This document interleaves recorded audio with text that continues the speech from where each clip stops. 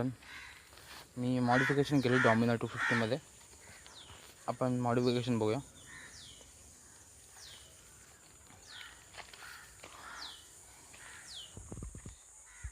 First modification सर्वात माझं आवडतं कार्बन रेसिंग विंडशील्ड. ही विंडशील्ड आहे. त्यानंतर हे फेंडर. त्या फेंडरने लूक जो येतो गाडीला जबरदस्त, हा फेंडर आहे. नंतर त्यावरती स्टिचिंग केले जो ह्याला मॅच होईल या कलरला, त्यामुळे तो थोडाफार मॅच होतो आहे.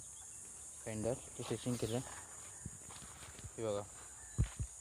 त्यानंतर केलं आहे KTMचे हँडगार्ड.